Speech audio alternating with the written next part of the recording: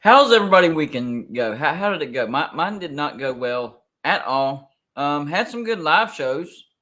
Had a great live show last night. I think a lot of people had fun with that one. Uh, Excuse me, I just ate by the way. But as far as my team goes, it's not looking good. And you look across the entire landscape of college football, and there's a lot of firings. Nebraska fires Scott Frost. Arizona State fires Herm Edwards. Colorado fires what's his name. Wisconsin fires, is it Paul Christ or Paul Christ? I forget how you pronounce his last name. Anyway, he's fired, and I think the next person on the chopping block will be Neil Brown.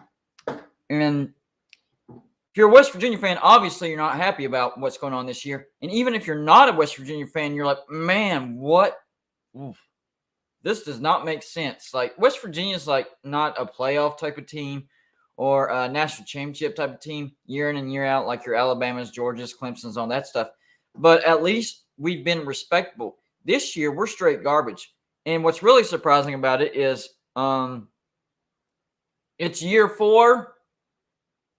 Yeah, we're in year 4 and we're going backwards. That's what's annoying about this. And on top of that, it's not like we don't have talent.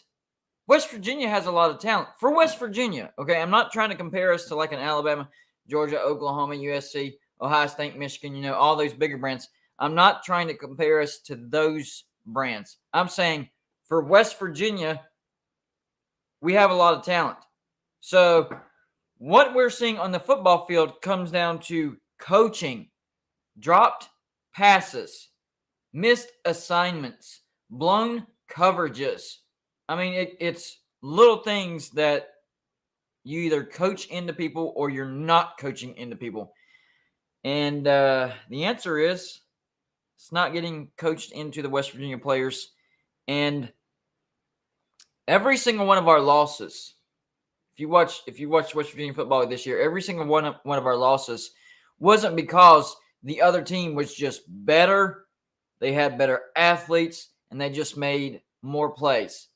No, that is not why West Virginia is 2-3. The reason why West Virginia is 2-3 is because we keep making mistakes, stupid penalties,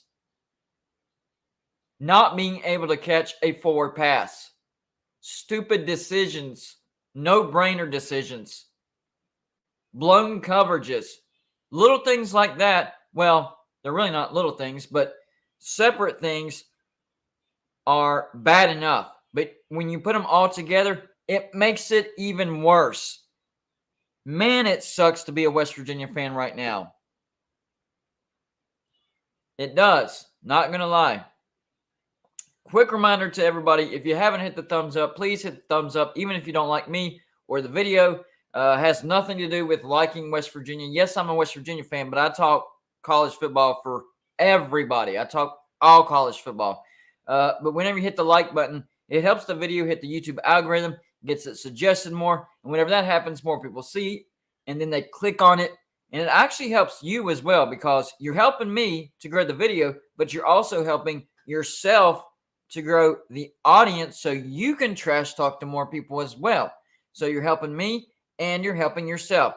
So we would greatly appreciate it if you hit the thumbs up button, and that's what helps these videos grow the most. And of course, the comments are always great. Always great with the comments section. Appreciate that. Got any questions for me? You have any rants? You want to make fun of your rivals? You want to make fun of me? Hey, best way to get my attention is the super chat button. Anything that you put in that super chat, I will throw on the screen for everybody to see, and then I'll read it, answer it, or just address it. The super chat button is that little $ that you see on the bottom right-hand corner underneath the comments section.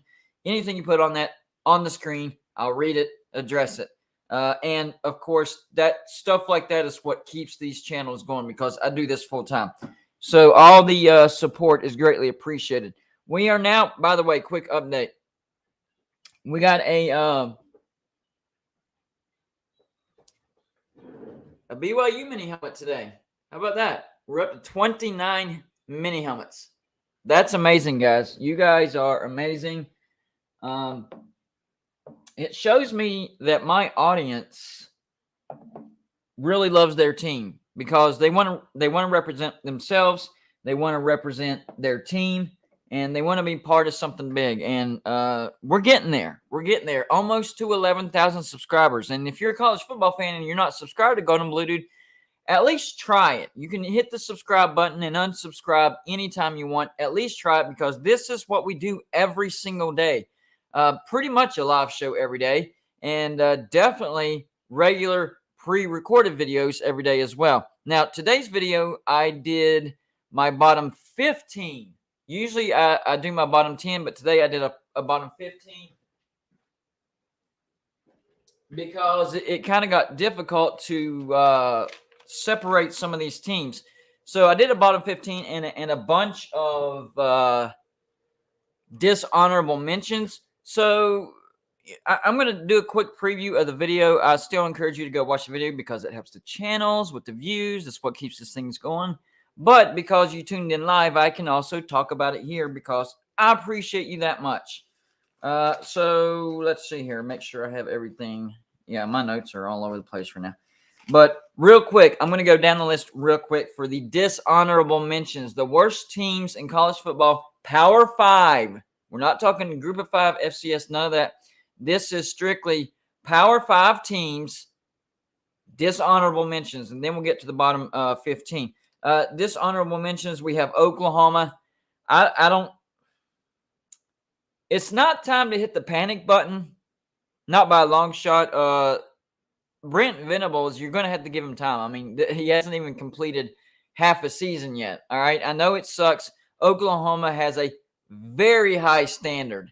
And what happened this past Saturday is not going to cut the mustard. Not by a long shot. But you got to give him time. Okay. You got to give him time. 3-2 wins over UTEP, Kansas State, and at Nebraska. Losses, Kansas State and TCU. Two pretty good teams, but teams that Oklahoma is used to beating. Kansas State's tricky for Oklahoma, but they do beat them consistently. 37 points per game, that's 31st, allowing 25.2 points per game, 67th. That's the thing that really surprises me about Oklahoma right now. The defense is worse than the offense, and Brent Venables is a defense guy. So I'm trying to figure that one out. Wait a minute. So he came from Clemson, one of the best defensive coordinators in the nation, but the defense is worse than the offense. Who knows? I do think he'll get it figured out. And honestly, whenever Brent Venables gets the defense for Oklahoma figured out, it's going to be amazing. I'm telling you right now, Oklahoma will consistently have one of the best defenses in the nation once he figures it out. So give him time, all right? Remember, this is his first time as a head coach ever. It's going to take a little bit of time. Next dishonorable mention is Baylor. They were more in the fringe because they don't have any questionable losses. I mean, they lost at BYU and then to a good Oklahoma State at home. I think the reason why they're on this list is because we were all expecting the Baylor from last year. Because what we heard in the offseason was Bohannon got beat by Shapen. Bohannon transfers, but oh man, if Shapen beat Bohannon, then their offense could be even better. And it just has not worked out that way. 37.4 points per game, that's 29th. Defense is actually okay, allowing 20.6 points per game. That's 34th. So once again, we're talking about a team that you're used to being good, that you're used to seeing being good offensively. They're actually better defensively. So it's kind of flip-flop. But Baylor, I guess because of expectations, they're on my dishonorable mention list. But I think Baylor's going to be fine. I think they'll be contenders for the Big 12 championship. They just had a very tough start to the schedule. But the entire Big 12 schedule is going to be tough for them. But at least they don't have to play themselves, right? Another big-time dishonorable mention, Iowa. My gosh. They do have a winning record. They're 3-2. And their two losses were to Iowa State at home and then Michigan State at home. Number 4 Michigan, not Michigan State, but number 4 Michigan. That's what I meant to say. Problem is offense with Iowa.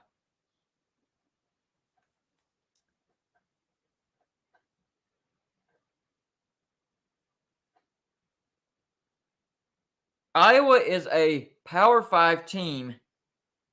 They have a pretty good brand, and they're averaging 16.4 points per game. That's bad. That's 122nd. So only like, I don't know, 9 teams are worse than Iowa on offense. But on defense, they're allowing just 10 points per game, which is third. So this is like a feast or famine type of situation, night and day. They are going to live and they are going to die by the defense. And so far, they are dying by the defense because anybody with a competent offense, all they have to do is score 2 or 3 touchdowns, and you beat Iowa because they can't score any more than 2 touchdowns. Usually they can't even score more than 1 touchdown, but every once in a while, if the defense isn't that tough, they'll be able to score a couple of touchdowns. But man, I feel really bad. Think about this: you're on a defense allowing 10 points per game, but chances are, if you allow 2 touchdowns, you're going to lose, and that's a good game for a defense. If you only allow 2 touchdowns, you had a good game as a defense, but because your offense is so bad, that's got to be demoralizing. It's like, we can't stop them every freaking drive. What do you expect from us? I mean, we're getting close to stopping them every freaking drive. We allow basically 2 touchdowns a game. Well, no, a touchdown and a field goal a game. That's basically stopping them every time. My gosh, score 3 touchdowns. And that's still a bad offense. You average 21 points a game. That's 3 touchdowns a game. That's still a bad offense. But with this defense, you would win those games. I feel bad for Iowa fans. I feel bad for the Iowa defense because they're putting in the work. They're a great defense, but is it time for Iowa to move on from Kirk? I guess is the point that I'm trying to get to. Listen, I'm not saying that he's a bad coach. I just think he's outdated. I think college football has passed him up. He's fielded some great teams. He's had some massive upsets up there in Kinnick. He's had some amazing defenses, but you have to play offense. At least field an average offense to be competitive these days. I mean, if you could keep that defense and then field a competitive offense, you could be a playoff team. But you field bum offenses. That's not going to cut it. I understand Iowa fans love this guy. He's been there forever. Let him bow out gracefully. But it is time for Iowa to move on from Kirk. I'm not even going to. I think it's Ferentz's last name. Sometimes I butcher that, so I try to avoid his last name. But I'm still going to say it. Kirk Ferentz. It's time to move on from him. It's not that he's done a bad job. It's just that Iowa is capable of so much more than what we're seeing on the field.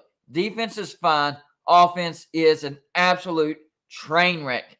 Absolute train wreck.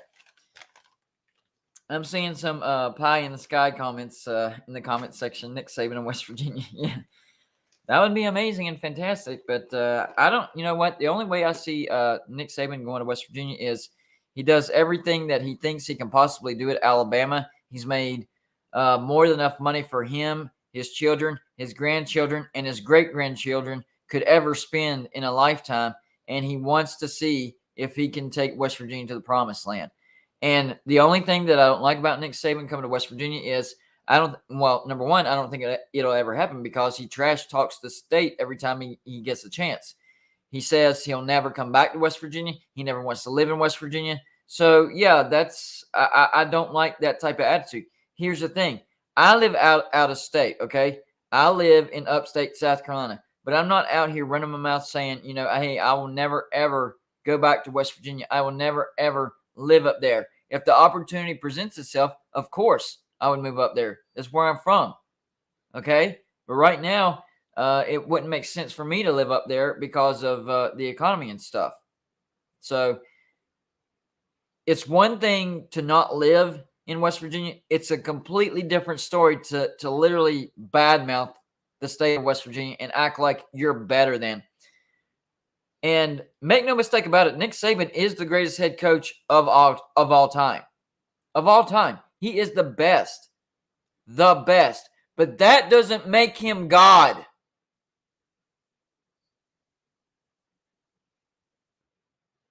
That doesn't make him any better than any other human being on planet Earth. That's one thing that pisses me off to no end. When somebody starts having success, they literally start acting like that they are a better human specimen than people that don't have that type of success. Guess what, Nick Saban? Death is the ultimate equalizer.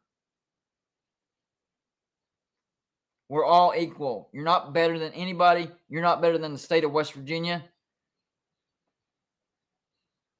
So be good at what you're good at. And that's being the all-time greatest head coach in the history of college football. And leave it at that.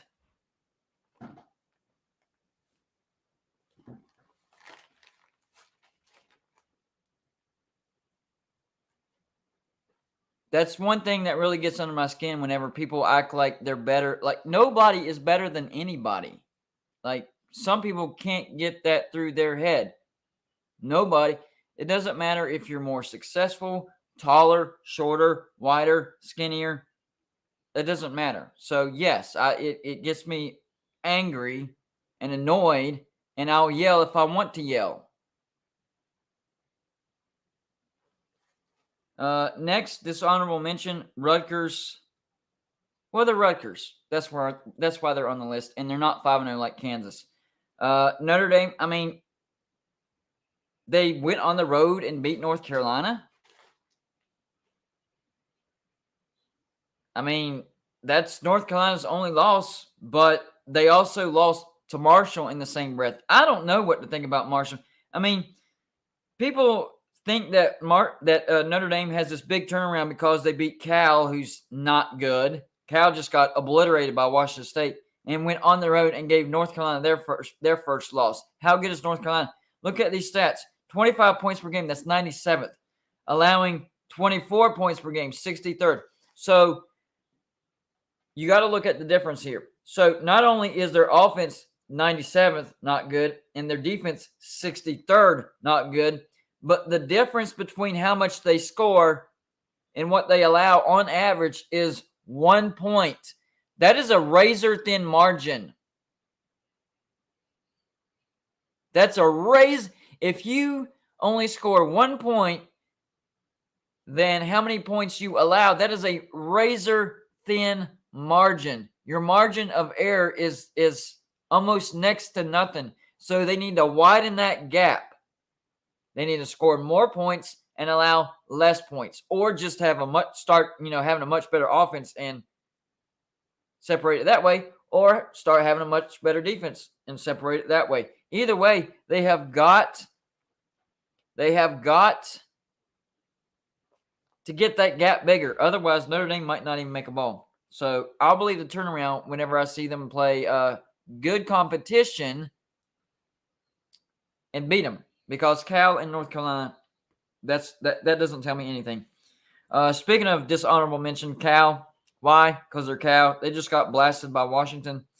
South Carolina, my gosh, I was freaking wrong about South Carolina. Although their offense, 35.6 points per game, 35th, so they do have a decent defense. It's just they have a terrible, or they have a competent offense. They have a terrible defense. So South Carolina, they'll be your typical 6-6, 7-5 type of team. Florida had a lot of people fooled, except for me. After they beat Utah, I knew better than that. What have they done since then? They've lost to superior opponents. Blasted by Kentucky. Tennessee kept them in the game much longer than what they should have been in. Credit to Florida for taking advantage of Tennessee's mistakes. But Tennessee had the opportunity to stretch that to a 4-possession game, and they just kept giving Florida opportunity after opportunity after opportunity. And it just seems like Florida fell one opportunity short of beating Tennessee because they just kept handing out like cake. But that doesn't mean that Florida's a good team. It just means Tennessee was a bad team that day. I do think Florida deserves this honorable mention. And credit to Vanderbilt because they're only getting a dishonorable mention. Vanderbilt has not made my actual bottom 10 or bottom 15 not one time. They haven't made the actual list one time. Now, they get a dishonorable mention because they're 3-2.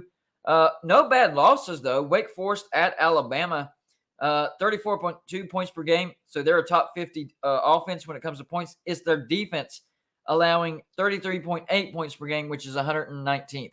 So their defense has got to get better. But for now, Vanderbilt, they're avoiding the bottom 10, bottom 15 this week. Point is, they haven't made the list yet. That is surprising. What's also surprising is Kansas is at 5-0. They're not making the list anytime soon. Syracuse, they're not making the list anytime soon. They're undefeated, and they're ranked as well. So there's a lot of unexpected no-shows on garbage team lists this year. Dishonorable mention, Texas A&M. I mean, y'all have heard me complain over and over about Texas A&M. It's a shame what Jimbo Fisher is doing with this talent. He's basically putting out a 1960s offense scheme out there with top elite 2020, 2021, 2022 talent. And I feel bad for those kids. Texas A&M is where stars go to die. Especially on offense. I mean, Texas A&M has a good defense, but on offense, they can't get it together. Kobe, I see you saying that over and over. All right? Don't spam a comment section. I see you. You're funny. I got you. I'll get it engraved. Auburn also gets a dishonorable mention. How is Auburn only 3-2? Well, I guess they've only played two halfway decent teams. They somehow beat Missouri. But Auburn, 22.4 points per game. That's freaking 107th. Brian Harson's going to get fired after this year. It's going to happen. I forgot to mention him at the beginning of the video. And comment section, great job on bringing up Jimbo Fisher as well. I saw that earlier. I kind of forgot about it, but I remember it now. Yeah, Jimbo Fisher. I just gave you all the reasons. And Brian Harsin is in way over his head as well. So Auburn's a train wreck. They're probably going to be 6-6 if they're lucky and limp to a bowl. Auburn might not get to a bowl. Seriously, if you can't beat an average LSU at home in Jordan-Hare, mighty Jordan-Hare, there's some big problems. Big problems down there in the plains. Big problems. Appreciate that corn-fed covers for the $5 donation. And then the last two, Miami, everybody knows why. Losing to Middle Tennessee will land you at least on the dishonorable mention list. But they have good stats, 40th on offense and 33rd on defense, so they didn't quite make the list. And then Arizona actually got off the list by beating lowly Colorado. All right, I'm going to go through the list real quick. I made a video on it, so if you've already watched it, don't worry. I'm not going to, stay on anything for too long. I'm just going to right through it. All right, so let's start at number 15. Louisville makes their much anticipated debut. I saw them from week one, and I knew that they were going to land on this list. They're not good. They're 2-3, 26.4 points per game, 90th, and allowing 23.4 points per game, which is 60th. Satterfield is going to get fired. That's another coach that's going to get fired, and the Louisville job is going to be open. So, I mean, we're looking at Colorado, Arizona, Nebraska, Wisconsin, Texas A&M, probably Missouri. Who did I just mention? Louisville, West Virginia, if Neil Brown can't turn things around quickly. I'm talking about, after this bye week, that quick. Anybody else? Any ideas in the comments? I have a feeling that I'm forgetting a team that should be obvious. My gosh. Any other teams that are doing really, really bad that I'm missing out on? I'm trying to think. Auburn. I said Auburn earlier. Brian Harsin. Duh. Auburn. No, Mississippi State should be fine. Mike Leach has them ranked. Mississippi State might be doing the best they can under, when they were under Dan Mullen and Mike Leach, especially in the SEC. Mississippi State is kind of like how West Virginia was in the Big East. That is good most of the time, and then every 4 or 5 years have a magical year where you have a chance to make a run at a national championship or playoffs. So just give him some time. It'll come together, and he'll have that 1 year. Then the rest of the time, you'll be good to okay. Missouri. I did say Missouri, but yes, I agree with that. All right, so that was number 15, Louisville. Number 14, that's going to be Georgia Tech. And Georgia Tech was number 3 at one time, but they fell because they actually went on the road and beat number 24, Pitt. But I'll tell you right now, unless this new coach is a abracadabra magician, they're going to bounce right back up to the top because right now they're averaging 16.2 points per game, which is 123rd. That's a terrible, terrible offense. And on top of that, allowing 29.6 points per game, that's 92nd. They're just an all-around bad team. So unless he has some pixie dust, I do see Georgia Tech bouncing back to the top. But I had to drop them on the bottom feeder list because they did go on the road and beat number 24 Pitt. So surprised the heck out of me. I think they were like a 26-point underdog, something like that. So they're still on the list, but they dropped considerably. And so now that's why number 13 is going to be Pitt because they got beat by Georgia Tech. They're 3-2. They're 3 wins. If you're not convinced that Pitt's not very good, check out the 3 wins. West Virginia, not very good. Western Michigan, not very good. FCS Rhode Island. That's Pitt's 3 wins. They lost to Tennessee and now Georgia Tech. They're 54th in points, 70th in allowed points. Pitt's going to be probably 3rd or 4th in the Coastal. They'll probably finish 6-6, 7-5. Keaton Slovis is probably the bright spot of the team, and he still has some issues with his wide receivers, kind of like JT Daniels at West Virginia. And that's a tough loss at home to Georgia Tech. Most would consider that your gimme game as far as the ACC because Duke's not a gimme game this year. Duke's really, really good. So Georgia Tech would have been the, quote, gimme game. Well, maybe Virginia Tech. Virginia Tech's really bad too. So you lose one of your gimme games. That is not good. Not good. Wow. I didn't even comprehend that till just now, how bad that was. All right, number 12, Nebraska. Nebraska's been at the top of my doo-doo list, but they dropped because they got to win over Indiana. They're 2-3 still, 67th in points, 107th in points allowed, so their defense is absolute garbage. Who does Nebraska get for their new head coaching job? A lot of people are saying Matt Campbell. I think that makes a lot of sense. And a lot of people are like, why would they get Matt Campbell? Matt Campbell hasn't done anything in Iowa State. Y'all don't know how bad Iowa State was before Matt Campbell. They were like historically bad. Really, really bad. He's familiar with Midwest recruiting. He would be comfortable at Nebraska. It's a big step up, but it's not like too big of a jump and where he'd be uncomfortable. It's not like he's going to Michigan or, like a Georgia or a USC where he would need to win a national championship within 2 or 3 years. Nebraska wants to win the Big Ten championship within maybe 3 or 4 years.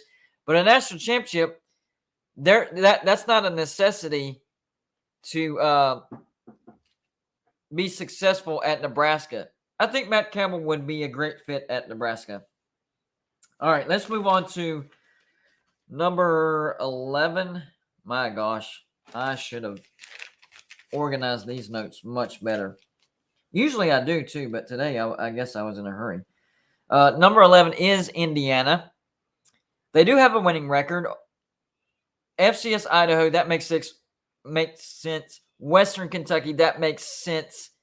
Illinois, how in the world did Indiana beat Illinois? Illinois is legit good, but they did. But losses at Cincinnati and at Nebraska, 87th on points, 99th in allowed points. and it was losing at Nebraska that really put them on this list. They would have probably been an honorable mention had they lost to somebody else, because 3-2, bad stats. They would have been an honorable mention, but you can't lose to Nebraska. I don't care if it's a road game. Nebraska is piss poor this year. They are bad, really, really bad. So anybody that loses to Nebraska, more than likely is going to find themselves on this list. So there you go, Indiana. However, I do think Indiana has a lot of great pieces there right now, and I think Tom Allen is a really good coach. Really, really good coach. I like him. He had a 10-win season not too long ago. I know last year he had a 2-win season. That was not good. But I think he can be successful in the sense of getting Indiana to a bowl game pretty much every year. At Indiana, that's successful. And I think somebody will come a-calling for Tom Allen as well. Don't forget about him as a potential replacement for somebody, because he's done. For Indiana, he's done well. He hasn't done magnificent, but he's done well. Number 10. Never, ever did I think that I would have this team on my bottom feeder list, especially this year. I don't know about the future because I'm not a fortune teller, but this year, I would have bet money against it. Wisconsin makes the list. Not only makes the list, but in my bottom 10. 2-3. Only wins over FCS Southeast Missouri State and mighty New Mexico State. Losses: Washington State, at Ohio State, and Illinois. 72nd in points and 49th in points allowed. Decent defense, terrible offense. Barry Ball was not working. I know Alvarez wasn't there anymore, but it kind of stuck. And Paul Christ, how do you say his last name? I don't know why I don't know how to say his last name. I'm wanting to say Chris, but it might be Christ. I don't know. That just doesn't sound right. I think it's Paul Christ. He's too old school. His alma mater is West Virginia, so I'm hearing a lot of West Virginia fans and a lot of West Virginia outlets saying he should come to West Virginia. I'm not sure how I feel about that. I really don't. I'd have to think about that one. He had it is Christ, okay. Because I know it's spelled Cryst.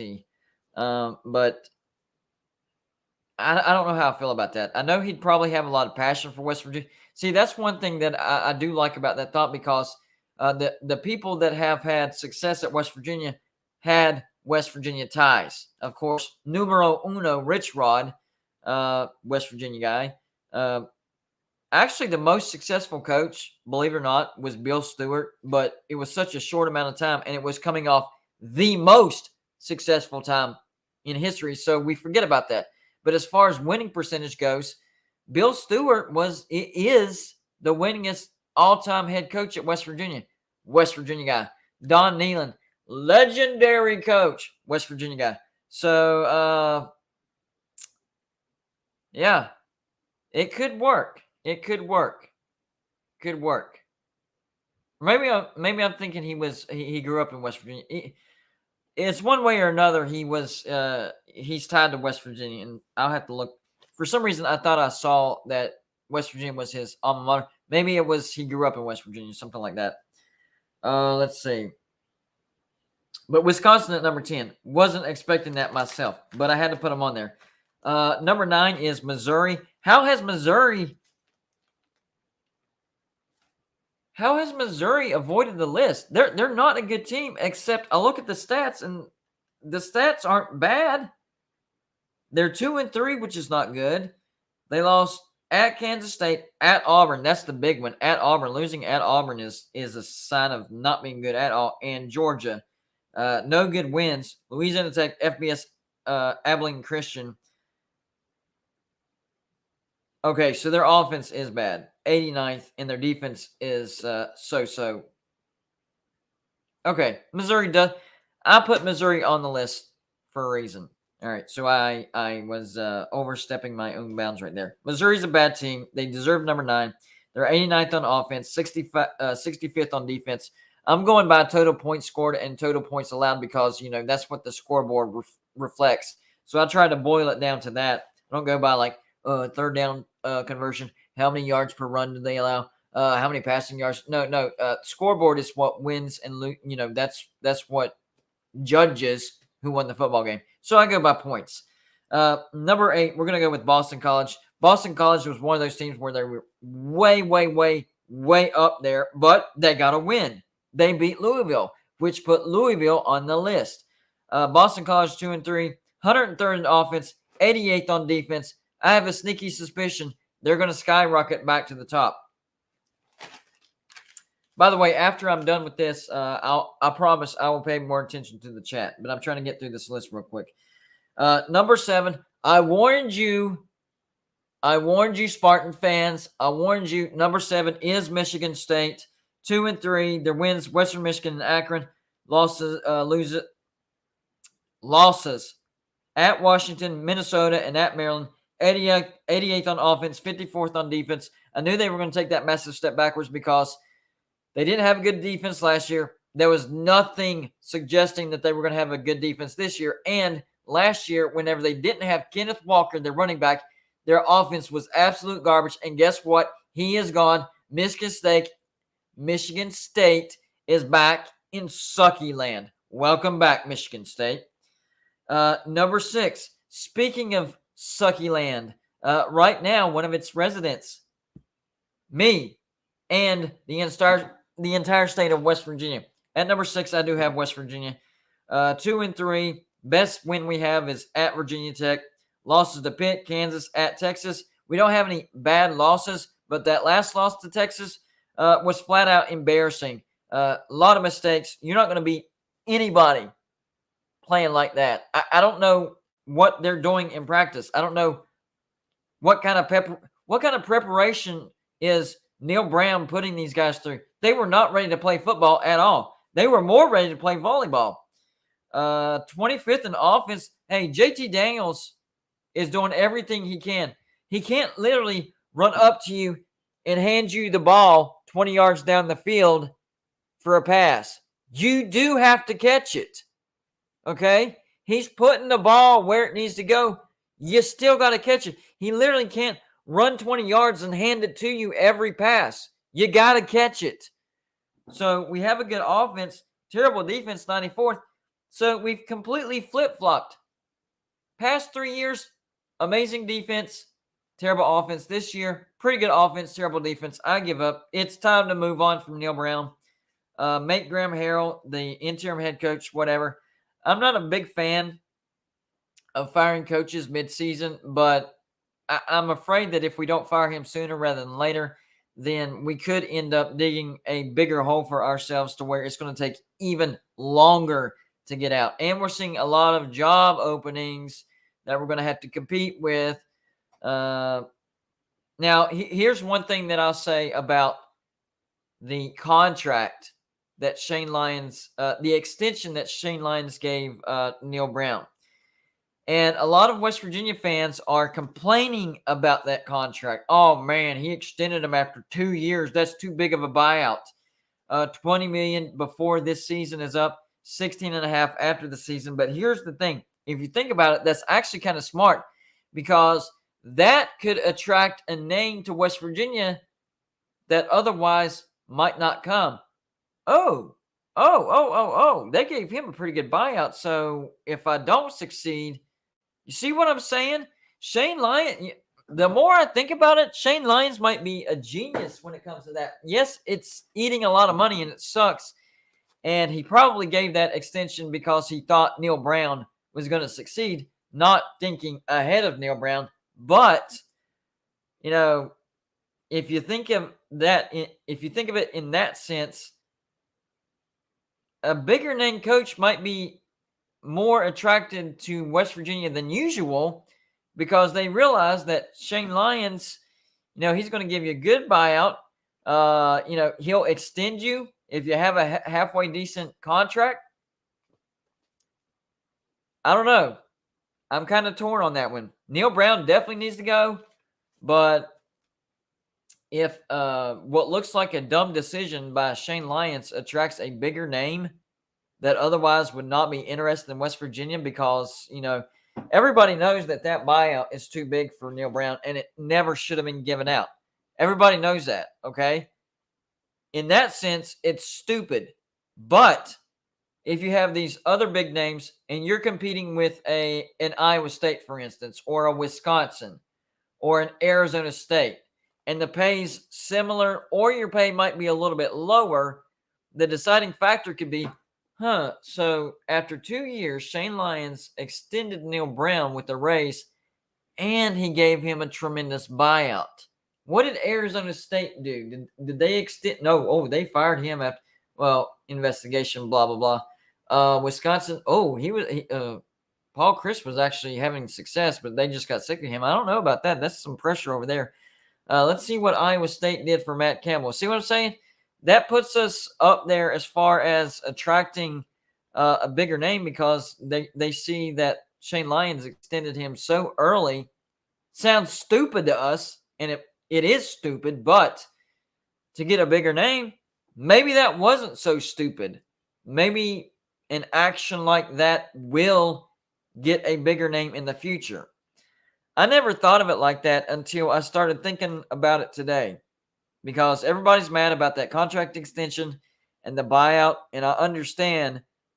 But then I got to thinking about it. I was like, wait a minute, but that could set a precedent, and a name that would have not even considered West Virginia beforehand could consider West Virginia because of that. It's economics 101, if you think about it. That comes down to economics, supply and demand. So if you're showing people that you have the supply, then the demand's going to be there. Otherwise, see that me and Kuz's Corner were talking about this earlier. West Virginia is stuck in a rut, not just in our coaches. West Virginia is scared to invest in any type of stadium expansion. Oh man, that's too much. West Virginia can't back it up. Blah, blah. Okay, so you're fine with 60,000 forever, and there's no hope of filling it up anymore. So you're basically telling me that you don't think that the West Virginia, you have to plan forward. You're telling, whenever people say stuff like that, you're telling me that you don't ever expect West Virginia to do well. So you're creating your own destiny right now. If you're not willing to put money into it, you're absolutely right. West Virginia is going to get left in the dust. All right, but beyond stadium expansion, I know that's wishful thinking going to Blue Dude again. What about a little simple thing? A little simple thing. Changing the daggum entrance. West Virginia has one of the most boring entrances I have ever seen. I have been to many, many, many college football games.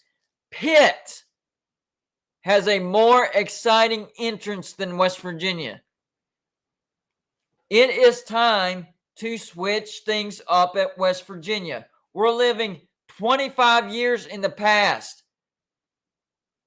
Playing the band and the West Virginia fight song, which most of the fans don't even know the words to. So why does that matter? We're just clapping along, don't know the words to it. I know the words to it. I've known the words of the fight song since I was like 10. Anyways, they're clapping along to it. The band splits. Musket goes off. That's the most exciting part right there. The musket and the flags. That's it. There's no build up to it. There's no nothing. The entrance for Pitt was amazing. Thunderstruck was awesome.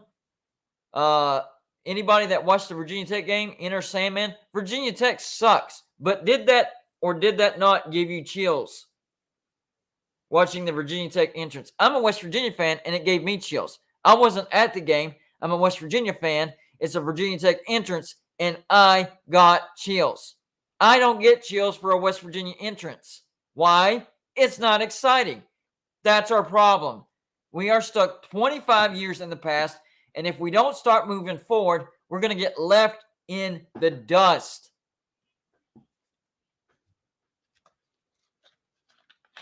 I'm telling you, it's happening right now. West Virginia is getting left behind year by year. Every year that we don't change something is another year we're falling behind. There's no such thing as just staying par for the course. You're either changing and progressing or you're getting left behind. There's no in between.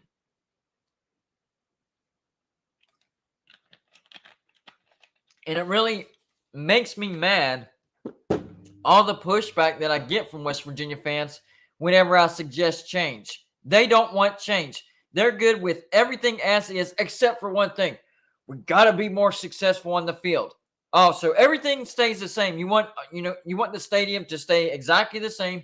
You want the entrances to stay exactly the same. Don't fire the head coach unless absolutely necessary, which is when change is necessary for anything to get better. And West Virginia is not getting better. We're getting left in the dust. It's time to start changing everything. I'm talking everything. It is time to rebrand West Virginia. It is. I don't know how to be more clear than that. And I know I'm being crystal clear. It's just West Virginia fans don't want to accept it. They don't. They're good with the, there was a ton of pushback whenever West Virginia introduced the alternate helmets. Oh, I don't like that gold helmet. I don't like that white helmet. I don't like that. I just want the blue one with the gold WV. What's wrong with that? What's wrong with that is the times are changing, and it was time to change with them. So credit to West Virginia for at least doing that. In spite of the fans are starting to come around on it, but even that was like pulling teeth. My gosh. Of course, not every West Virginia fan. It would be impossible to lump 100% of any fan base, but I'm saying that the vast majority of the West Virginia fan base don't want any type of change whatsoever. The alternate helmets drove them nuts. Oh my gosh. Changing the letter font on the jerseys. Oh, no, I want that old font, that old school. That's West Virginia right there. They think what West Virginia was wearing 50 years ago is what they should be wearing forever. It was good enough for West Virginia back then. It's good enough for West Virginia now. That's how you get left behind. My gosh, I went on a very long tangent over that. Good gosh.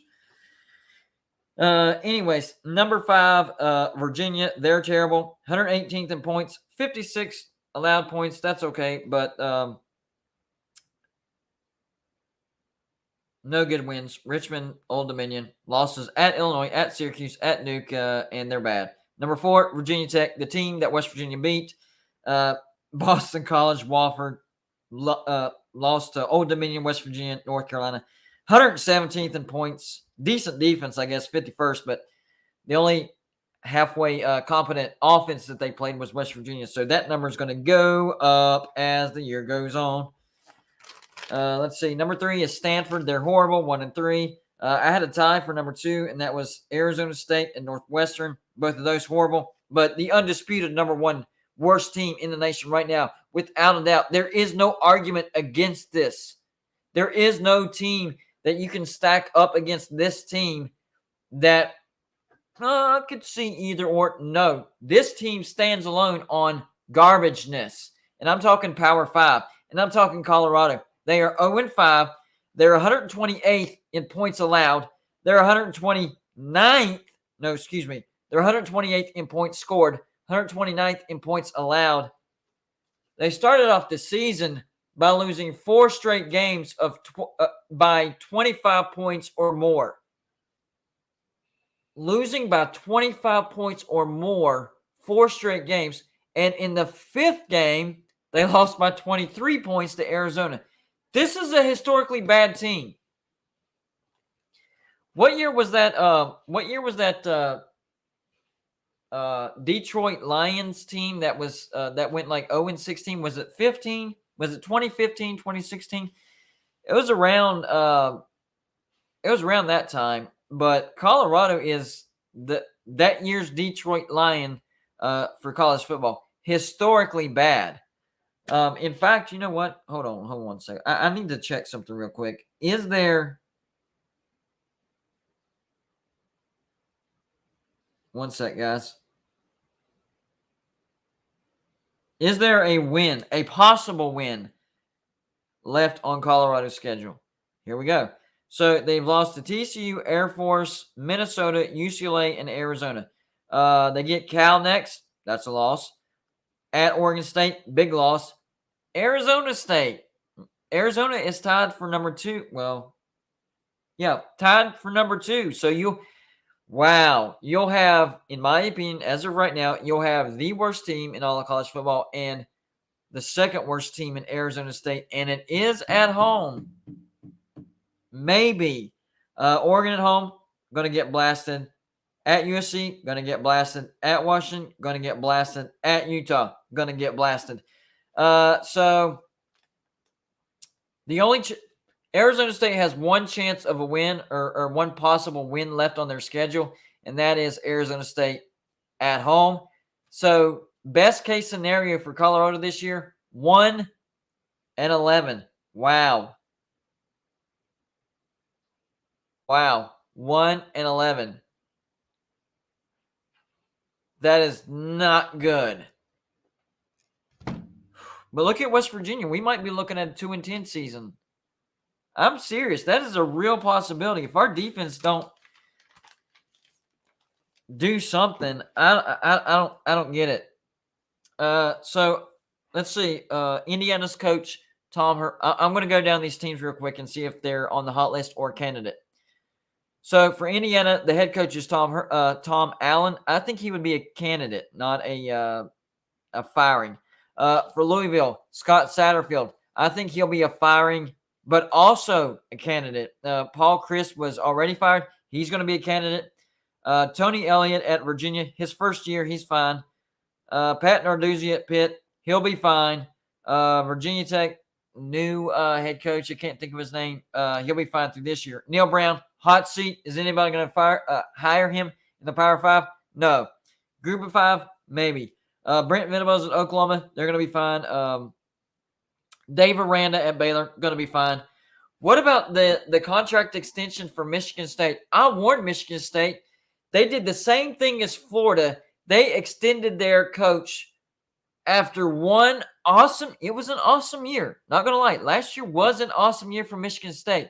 Remember, Dan Mullen at Florida had that awesome year. What was it, 2020? The COVID year? Yeah, the COVID year. Dan Mullen had an awesome year, and they extended him, and then he fell flat on his face last year, and they fired him. Same thing could happen to Michigan State, not maybe immediately, but like 2 years from now. You know what? For whatever reason, let's see.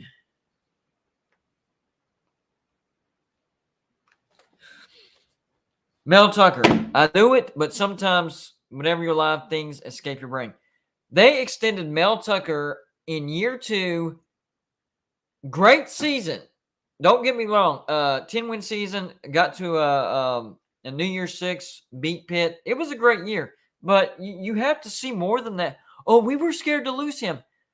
Nobody was.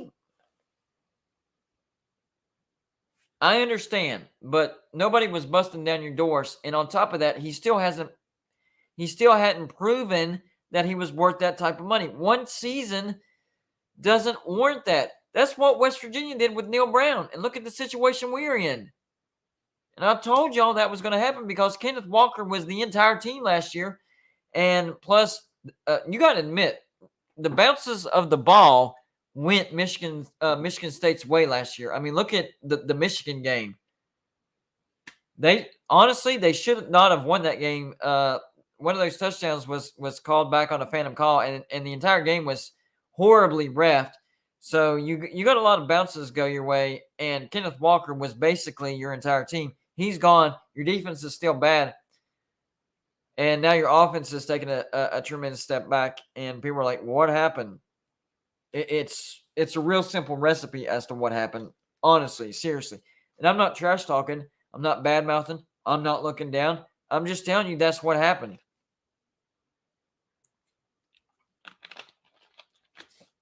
All right, anybody have a question or a comment? You want to troll me, you want to troll your rival, or you want to exalt your team, and you want everybody to know about it, and it helps support the show as well. Super chat button. It is that little dollar sign that you see on the bottom right-hand corner. Anything you put in that super chat goes on blast on the screen, just like you see there with corn-fed covers. I'll read it. If it's a question, I'll answer to the best of my ability. But otherwise, if it's a comment, I'll address it. And even if you're trolling me, that's fine. We appreciate you supporting the channel so much. We will put that on the screen as well, and I'll read it. People have gotten me to say, hell to pit. People have gotten me to say, let's go herd. I'm telling you, I am loyal to that super chat. So that's how you get my attention, and that's how we have some fun. Let's see. It does look like we have some new faces, so y'all make sure to hit the like button. That's what helps these videos hit the YouTube algorithm, and I can tell that the other people have because the video has grown. And like I told the people earlier, when you hit the like button, you're not just helping me, you're helping yourself to grow the audience, so you have a bigger audience in the chat to talk trash to. We have over 100 people watching, and it's thanks to people hitting the like button, coming in and talking trash. I love it. I love it. I love it. All right, let's see what's going on in the chat real quick. Byron Leftwich.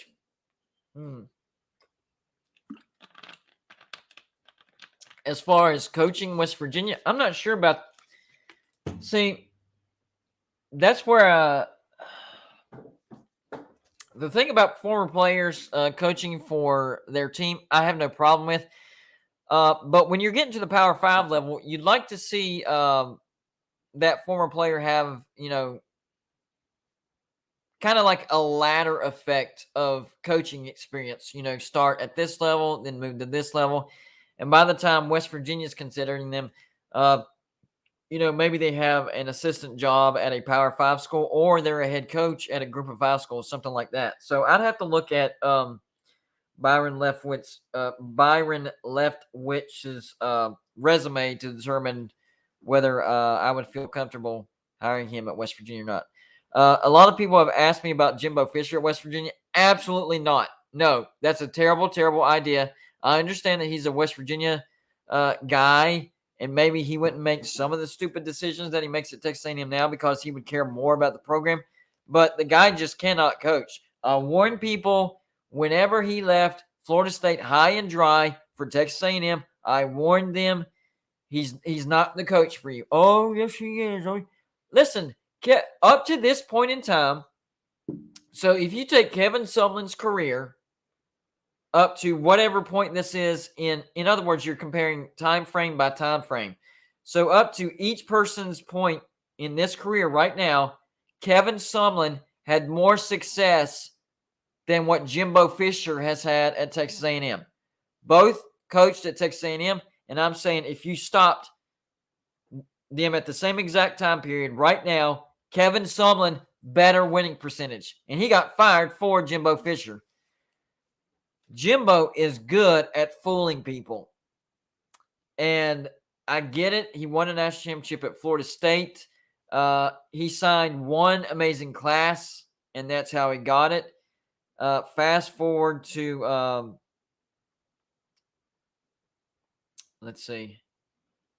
Fast forward to Texas A&M, and he has the money to buy talent left and right, just like that amazing group he got from Florida State. And he can't do anything with it.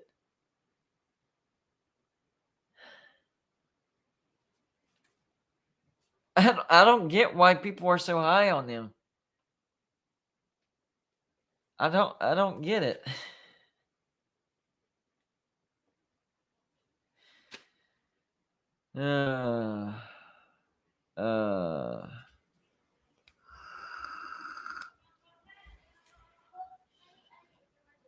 Oh, check out this trash talk by George Chapagas.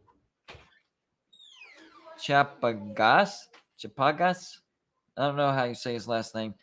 But check out this trash talk he's putting out here. Of course, WV who. He loves that phrase. We'll get there.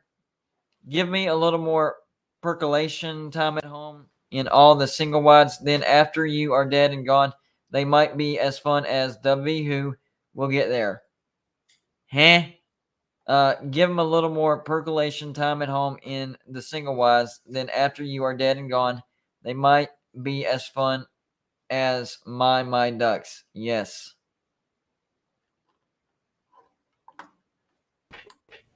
I don't understand some people sometimes. George thinks he's a genius by saying WV who all the time. By the way, he thinks he's Yeah.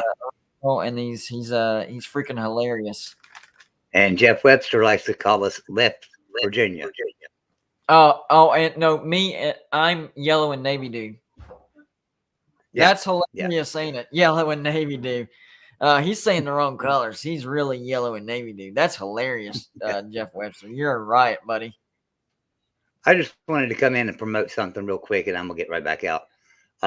So over on our writers page on Substack, which if you go to our website, goldenvoodoo.com, just click on writers, it'll take you right to Substack and our writers page. We need writers. So if anybody wants to write for their team, just send me an email, joey@goldenvoodoo.com. We'll get you started so that you can start writing. But anyway, the writers over there have gotten together and created what they call a roundtable. And every week they predict different games. So everybody wants to go over and read that, check that out. It's a pretty good little thing they started doing. So every writer will predict games and stuff, and it'll all be in one article. Nice. And that makes sense too.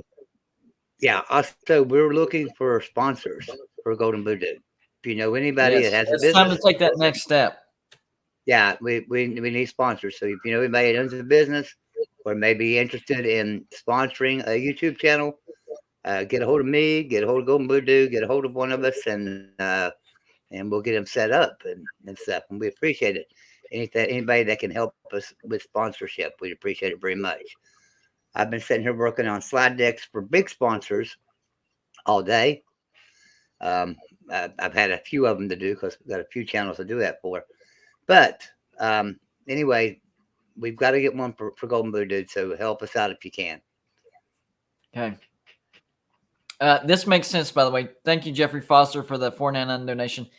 My mother works with a alumni booster for W. From what she's heard, the boosters want Brown fired. Don't know if it's true or not, but it's in the talks. It's 100% true. The problem is Shane Lyons. We're going to have to get rid of Shane Lyons if we want to get rid of Neil Brown right now, because the dude is loyal to him. Now, what did you think about what I said earlier? It's kind of a two-headed monster. On one side, it looks like an absolute buffoon of a decision by Shane Lyons to extend Neil Brown and to give him such a big buyout. But on the other side, it could attract a bigger name because, it tells them, he got an extension after 2 years of not greatness. I mean, it was better, but not greatness. And his buyout was tremendous. You think it could go both ways, or is it just strictly stupid? Yeah, it's a double-edged sword, I guess. And it's pretty stupid that it's going to cost us so much money to get out of his contract. Right. But then at the same time, but what I'm saying is, hold on, Joey. What I'm saying is, once we get past that, okay, let's say we fire Neil Brown and we have to eat that. That's the tough part. Once we get past that, does that turn into a good decision? Because these bigger names that maybe wouldn't even consider West Virginia are like, man, he just got a big payday and he did absolutely nothing at West Virginia. He got extended for doing nothing. Yeah, that's happening about every university now. Look around. Florida get big extension for nothing. Michigan State's getting big extension. Auburn's in a tailspin because of that. They're in a catch-22. Yeah, I mean, they keep hiring and firing and buyouts and all this other stuff. I don't know how much money they're in the hole right now. So I don't know how much that helps, but it could. Yeah, I mean, if it shows that we're loyal to our coaches, that's for sure. Right. Of course, I think I don't know why everybody thinks we'd have a hard time getting a bigger name coach. Well, I don't think we'd have a really hard time getting a bigger name coach. It depends on who we're competing against. In and of ourselves, if we have no competition, then it should be fairly easy.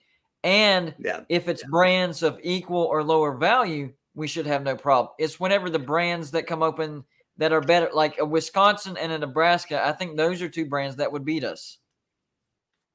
Yeah. I've been a huge supporter of Neil Brown, as everybody knows, but now you can call me FNB. I'm just going by FNB now. And you can make the F whatever you want to. And So I about had it. We talked about that yesterday on the Patreon show with Paul Catalina. Paul Catalina made a great point. He said Neil Brown is a great coach Sunday to Friday. Sunday to Friday, Yep. he's out there. He's coaching them players up. Their players are he's learning to work the transfer portal. He's learning to replace the players he lost to the transfer portal. He's recruiting really well, but then put him in the game on Saturday to coach, and for some reason he falls apart. He's a Yeah. Sunday through Friday coach and can't coach on Saturday. And Quick so update, anybody Joey. didn't, So the pinwheel of pennants is now only 2. It looks like 2. It might be a 3 gap, but we got a Kansas State. It's under the Illinois. You can't see it under this angle. Whenever I do a pre-recorded, the desk will be farther out, so you'll be able to see it. So we're about yeah. We still might be 3 pennants short, but it is almost closed. We got another mini helmet today, so we're up to 29. So my dad's coming over, and I was thinking about the future look of the background. And, I was thinking the idea was to put the angled shelving. You already know about that, right? Right. Well, The we stadium, might need like, more. We might need more room than that. So what I'm thinking is, so there's an actual other wall that leads out to the living room over there. So we could angle it to where we still use all of this wall, but we also get that wall as well. Still get the shelving angle. What do you think about that, Joey? that's a good idea. Let me ask you a question. Them 2 doors behind you, are those closets? They are. And you don't use But them, we obviously. we haven't used those. See, we actually bought this house from my wife's mom and dad, and it's basically closets that they leave their extra stuff in, so we don't use it anyway, so it's Well, fine. I was going to say maybe you could take the doors off of it and have like a recess and put your helmets around in shelves in there that stand out, and then you still have your wall for Oh, your pennants. I like it. I like it. And you could light that room, them closets up with LED lighting to highlight the helmets in there. And it would give it some more So, depth like that, right? right, Yeah, right. it makes sense. Makes sense. I Yeah, got you. All right, that'll just a work, buddy. thought. That'll All right, work man. for Well, I'm sure. gonna get out of here.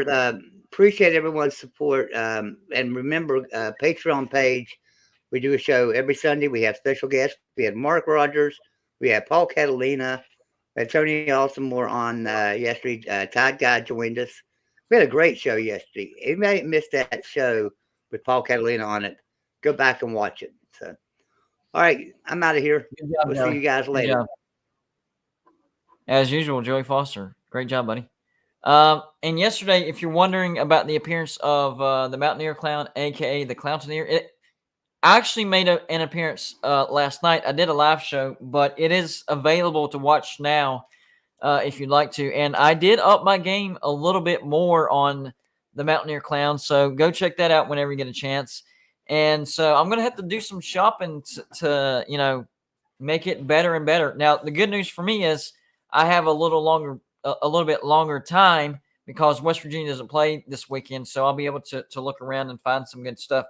But I think for what I had, it turned out to be a pretty good costume. It was a great turnout, great support. I had a fun time.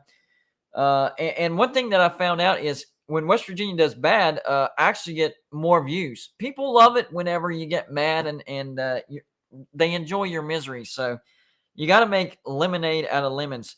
Quickly, let's go through some of these games on Saturday and see if anything interests anybody. We'll start with the ACC. Louisville, Virginia, not interested. Virginia Tech, Pitt, not interested. Duke, Georgia Tech, nope. North Carolina, Miami. At the beginning of the year, if you would have told me North Carolina, Miami, I would probably be interested. And up until 2 weeks ago, still interested. But now that's turned into a throwaway game. But Miami could still win it. I'm not saying it's not going to be a good game. It is, but there's nothing on the line. There's no prestige to it. Clemson at Boston College, nah, not going to be good. Army at Wake Forest, nah. Florida State and NC State could be interesting, although I do think Florida State got exposed. NC State's only a 3.5-point favorite at home. So NC State goes on the road. They lose by 10 to Clemson. I think they had a good outing. I knew NC State was going to lose because their offense always drops the ball in big games. But this is a home game. Florida State lost by 10 to Wake Forest at home. They only scored 21 points on a bad defense. I think NC State's going to blow Florida State out. I hope I'm wrong. I hope it's a good game. I actually hope Florida State upsets North Carolina State. That would be great for the ACC. But I don't know. That line is weird, and I don't trust Florida State ever since basically Wake Forest exposed them. They didn't look good at all. For the Big 12, the Red River rivalry, a.k.a. the Red River shootout.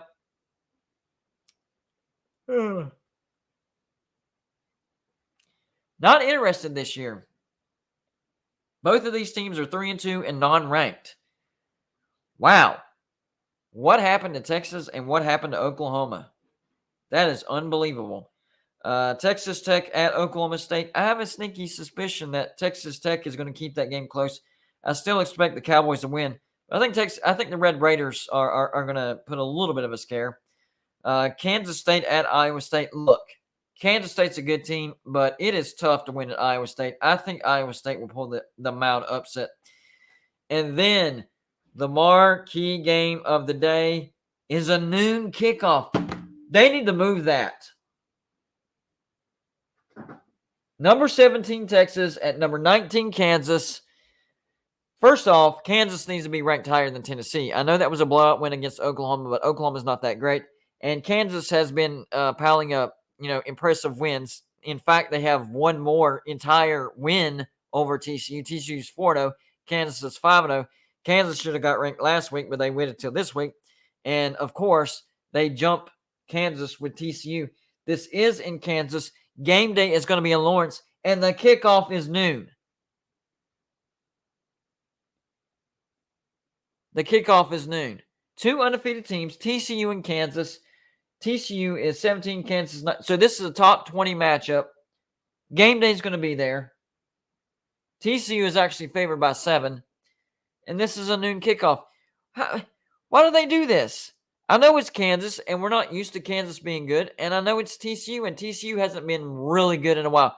But these are two undefeated teams. Two of only 3 undefeated teams. The other undefeated team is Oklahoma State hosting Texas Tech. They got to make a bigger deal out of this. This is that's annoying. But anyways, yeah, I'm hoping Kansas pulls the upset. This would be labeled an upset because TCU is favored by 7. I guess blowing out Oklahoma made them think that TCU is great, even though Oklahoma is just not that good. I mean, they lost to Kansas State at home the week before. These knee-jerk reaction rankings and Vegas lines really just make me scratch my head all the time. What? Why? Anyways, I hope Kansas wins, even though TCU is favored by 7. To me, it wouldn't be an upset. I've watched Kansas live on TV twice now, and that offense is it's 3 layers. You have the triple option, so you got to make sure your gap's sound. You have the A gap covered, the B gap covered, and the C gap covered. All right, so you got to have that covered. Then on top of that, they run an RPO, so you got to have your gaps covered, and then you also have to look at the quarterback to make sure he doesn't take off with the football. Oh yeah, there's one more layer. They run a spread offense, meaning the quarterback actually throws the ball, and Daniels is actually a good quarterback when he throws the ball. So you got to cover the gaps, keep your eyes on the quarterback because he can run, and you got to play coverage. That's a tough offense to cover right there. On over to the Big Ten. Nebraska and Rutgers, who cares? Michigan and Indiana, who cares? Purdue, Maryland. Could be an underrated game. I have Maryland ranked in my newest polls. And Purdue just went on the road and beat Minnesota. That could be an interesting game. Wisconsin, Northwestern. Wow, the battle of really bad teams. Ohio State, Michigan State. If Michigan State was last year's Michigan State, then I'd probably watch it. But otherwise, nope. Iowa, Illinois. Wow, Big Ten is a big snooze fest this week. All right, so let's move on to the Pac-12. Let's see. What does the Pac-12 have? Washington, Arizona State. No. Washington State and USC. I think the Cougars could put a little scare in the Trojans, but It's a road game. If this were at Washington State, I would favor Washington State even more. But it's on the road. I think USC takes care of business. Oregon, Arizona, who cares? Oregon State, Stanford, who cares? The marquee matchup is going to be number 11 Utah, 4-1. They're only lost to Florida to start the year, on the road to undefeated number 18 UCLA. And remember, I got laughed at for having UCLA ranked from week 1. I've had UCLA ranked the entire year. I got laughed at. Oh, man, Chip Kelly's not a good coach. Yeah, they got a lot of skill players back, but they got decimated on the line and blah, blah, blah. I'm like, they went 8-4 last year. They returned most of their skill players. Their quarterback is top 10 in the nation. Chip Kelly is at least above average coach. He's not elite, like awesome, amazing, like Nick Saban, but he's above average. Yeah, I think UCLA is a top 25 team. Lo and behold, they're 5-0, even though I didn't think they would beat Washington because they looked shaky against South Alabama. But a lot of teams have had a bad game, so I guess that was their bad game. And all of a sudden, now UCLA is ranked number 18, not too far away from where I have them right now. So that kind of came out in the wash. I think I'm going to take Utah because I think Utah is a better team. UCLA doesn't have any home environment. I think Washington, they're just a little young, and Michael Penix, little too many mistakes. Utah plays more disciplined football. Utah has a better defense. I think Utah takes care of business, but I still think that UCLA is a top 25 team. You can't take away that win over Washington. That was a good win, and this will be only their first loss. So that doesn't mean that they're all of a sudden a bad team. And finally, the SEC. All right, what do we got here? Arkansas, Mississippi State. Well, Arkansas from 2 weeks ago, I'd be watching this game, but now Mississippi State all over. Missouri, Florida, snooze fest. Florida wins. Auburn, Georgia, snooze fest. Georgia blows them out. I know they've had a couple bad games, but Auburn's terrible. Ole Miss, Vanderbilt, snooze fest. Ole Miss gets the job done. South Carolina, Kentucky, snooze fest. Kentucky gets the job done. A&M, Alabama. This is the primetime game on CBS. Texas is number 1, Alabama, because of last year, the trash talk and all that stuff. But Texas A&M is trash. That's going to be a snooze fest. The only game that might be worth watching is number 8, Tennessee, on the road to number 25, LSU, 4-1. Tennessee undefeated. I don't think that LSU is as good as what their ranking says. I know 25 is not high, but they just barely beat Auburn on the road. Penn State is a good team. They went on the road and dismantled Auburn. Okay, that's what a good team does right there. LSU goes out. They come out. They get down 17-0. And they score 21 unanswered points, and they win 21-17. That's pulling out a squeaker. Auburn's a bad team. You never should have allowed them jump out to a 17-0 lead. All right, so, but here's the thing. It is an LSU. It's not a night game. If that were a night game, I would most certainly take LSU. But since it's a noon game, I think Tennessee has a chance. I think it'll be a good game either way. I think whoever wins that game is going to be by a touchdown or less. FSU 45, thank you for the $5 donation.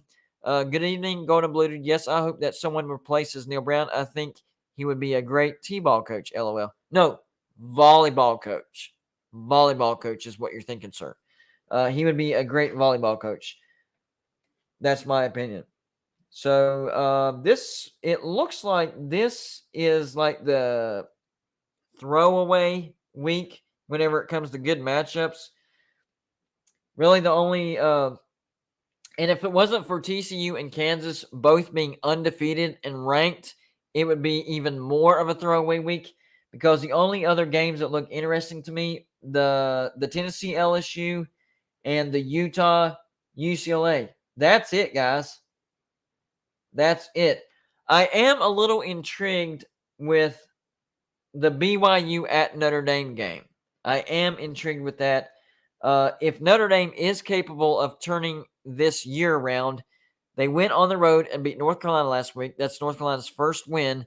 If they can come back to South Bend after a bye week and beat number 16 BYU, then Notre Dame will be feeling much better about themselves, and BYU could be a little bit of a tougher season than expected. Still going to be a good team. I think BYU will finish in the top 25 for sure.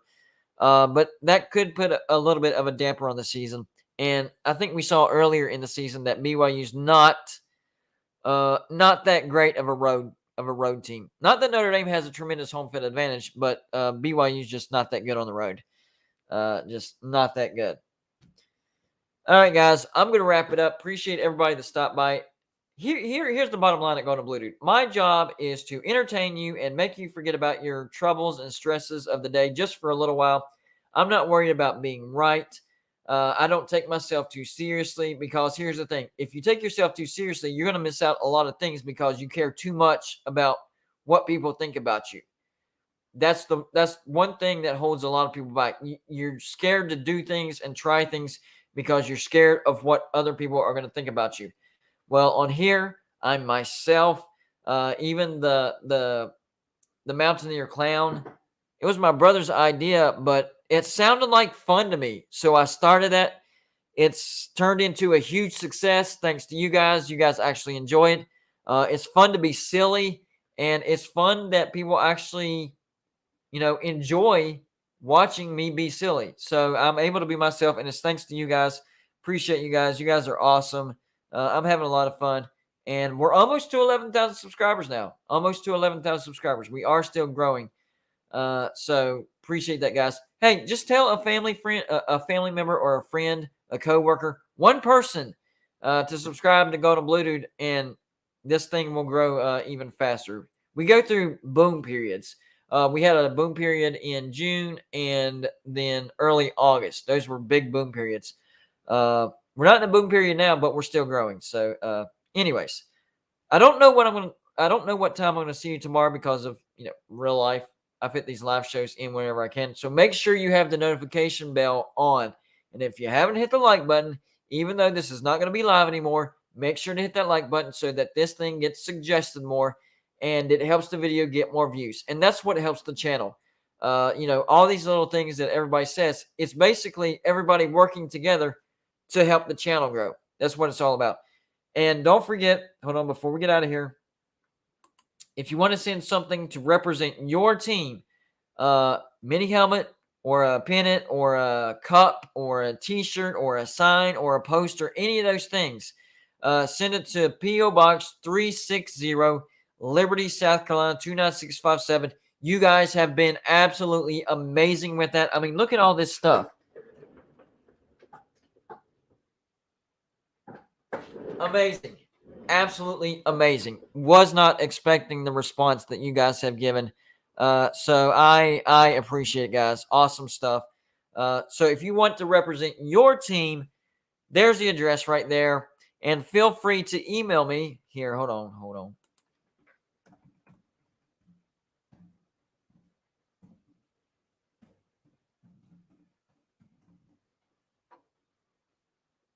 Feel free to email me and ask, what teams I have and what teams I don't have.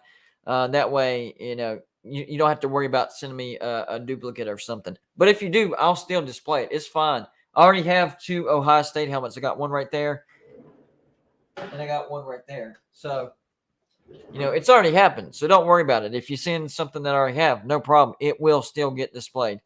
Anyways, all right, guys. I'm going to head out of here. Hopefully, y'all have a good rest of your Monday. Hopefully, this helped your Monday just a little bit, because that's what I'm trying to do. I'm trying to help you, have a little bit of a happier Monday. Hopefully, West Virginia starts making some good decisions. Otherwise, I don't see us having a very good future at all. All right, guys. Y'all take care. I will definitely see you tomorrow. I just don't know what time.